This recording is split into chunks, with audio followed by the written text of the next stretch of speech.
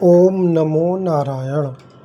शाश्वत ज्ञानोदय परिवार में आप सभी बंधुओं का हार्दिक स्वागत है। बंधुओं, मूलांक के आधार पर शास्त्र सम्मत विवेचना की इस श्रृंखला में आज हम चर्चा कर रहे हैं मूलांक 2 के विषय में। बंधुओं, एक बात आरंभ में ही स्पष्ट कर देना आवश्यक है कि मूलांक एक ही होता है, पर जन्मतिथि के कारण व्यवहार में थोड़ा अंतर होना स्वाभाविक है। मूलांक 2 के अंतर्गत जिनका जन्म किसी भी महीने की 2, 11, 20 या 29 तारीख को हुआ है, उनका मूलांक 2 बनता है। परंतु 11 और 29 तारीख पर चंद्रमा के साथ अन्य ग्रहों की भी ऊर्जा जुड़ जाती है। आज हम इसी अंतर को शांति और स्पष्टता से समझेंगे। बंधुओं, सर्वप्रथम हम मूलांक 2 का मूल स्वभाव समझेंगे। मूलांक 2 का संबंध चंद्रमा ग्रह से है। चंद्रमा का मुख्य तत्व जल है। तत्वार्थ में जल का संबंध मन की संवेदनाओं और भावनाओं से होता है। इसीलिए मूलांक 2 वाले व्यक्ति सामान्यतः संवेदनशील होते हैं। करुणा और सहयोग की भावना उनके अंदर होती है। ऐसे व्यक्ति कल्पनाशील होते हैं। बंधुओं, यदि इनकी यह कल्पनाशीलता सही दिशा में लग जाए तो नया सृजन और रचनात्मकता को जन्म देती है। परंतु यदि चंद्रमा का प्रभाव अधिक हो जाए तो यही संवेदनशीलता अत्यधिक भावुकता में बदल जाती है। बंधुओं, भावुकता से भय का जन्म होता है और कल्पना बढ़कर भ्रम की स्थिति बना देती है।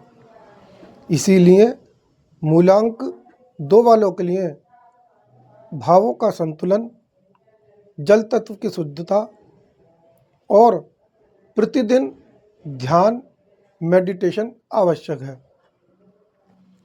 बंधुओं, चर्चा करेंगे 2 और 20 तारीख को जन्मे व्यक्तियों के बारे में। बंधुओं, ऐसे व्यक्तियों पर मुख्यतः चंद्रमा का ही प्रभाव रहता है। ऐसे व्यक्ति शांत, सहयोगी और भावनात्मक रूप से गहरे होते हैं। यदि ध्यान और भाव संतुलन बना रहे तो ये अपने जीवन में बहुत स्नेह और समझ विकसित कर सकते हैं। परंतु बंधुओं, यदि भावनाओं पर नियंत्रण ना रहे तो मन चंचल हो जाता है और निर्णयों में अस्थिरता आने लगती है। यहाँ नियंत्रण का अर्थ दमन नहीं, अपितु संतुलन से है। बंधुओं, अब चर्चा करेंगे 11 तारीख को जन्मे व्यक्तियों के बारे में। मूलांक 2 के अंतर्गत 11 तारीख एक विशेष तिथि होती है। यहाँ चंद्रमा के साथ साथ सूर्य की डबल ऊर्जा कार्य कर रही होती है। सूर्य से ही चंद्रमा को प्रकाश मिलता है और यहाँ चंद्रमा को अतिरिक्त शक्ति प्राप्त हो रही है। बंधुओं, यदि चंद्रमा संतुलित हो तो यह ऊर्जा आत्मविश्वास देती है, स्पष्ट निर्णय की क्षमता देती है, नेतृत्व क्षमता प्रदान करती है और व्यक्ति के अंदर सत्यनिष्ठा को जन्म देती है। परंतु बंधुओं, एक बात समझनी आवश्यक है, 11 तारीख वालों में समस्या सूर्य के कारण नहीं अपितु चंद्रमा के असंतुलन से ही पैदा होती है। यदि मन अस्थिर हो जाए तो यही सूर्य की ऊर्जा अहंकार, क्रोध और दमनकारी प्रवृत्ति में बदल सकती है। इसलिए 11 तारीख को जन्मे व्यक्तियों के लिए भावों का संतुलन, जल तत्व की शुद्धता और सूर्य का ध्यान अति आवश्यक है और अहंकार का त्याग करने की इनको आदत बना लेनी चाहिए। तभी सूर्य की डबल ऊर्जा विनाश नहीं विकास को जन्म देती है। बंधुओं, अब चर्चा करेंगे 29 तारीख को जन्मे व्यक्तियों के लिए। बंधुओं, ऐसे व्यक्तियों के चंद्रमा के साथ साथ मंगल ग्रह का प्रभाव भी होता है, क्योंकि 9 का अंक मंगल का है। यहाँ एक और जल तत्व अर्थात चंद्रमा है और दूसरी ओर अग्नि तत्व मंगल है। इस कारण ऐसे व्यक्तियों में करुणा और सहयोग की भावना के साथ साथ साहस और ऊर्जा भी होती है। यदि ऐसे व्यक्ति अपनी कल्पनाओं को साहस के साथ सही दिशा दें तो जीवन में बहुत कुछ कर सकते हैं।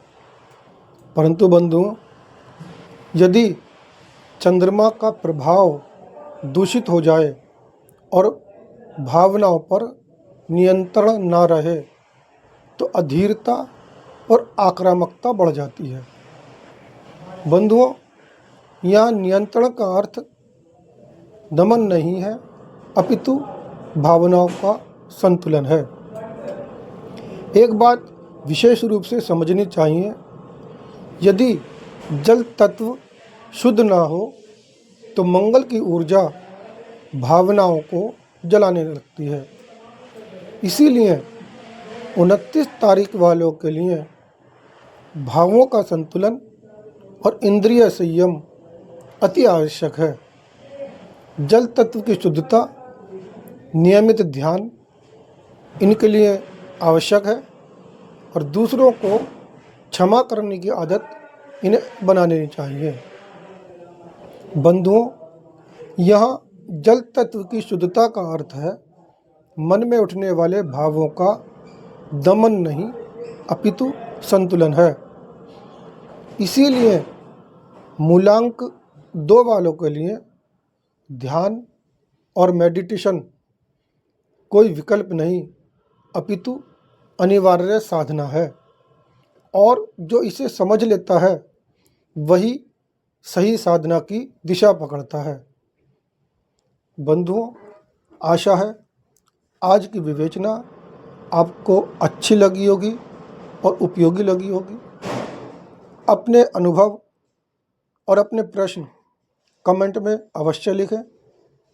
आपके सभी प्रश्नों का समाधान करने का प्रयास किया जाएगा और इस ज्ञान को अपने तक सीमित ना रखें, दूसरों तक भी पहुंचाएं ताकि वे भी लाभ उठा सकें। हमारा उद्देश्य है डर नहीं, बोध देना, भ्रम नहीं, सही दिशा देना। जुड़े रहिए शाश्वत ज्ञानोदय परिवार से। ओम नमो नारायण।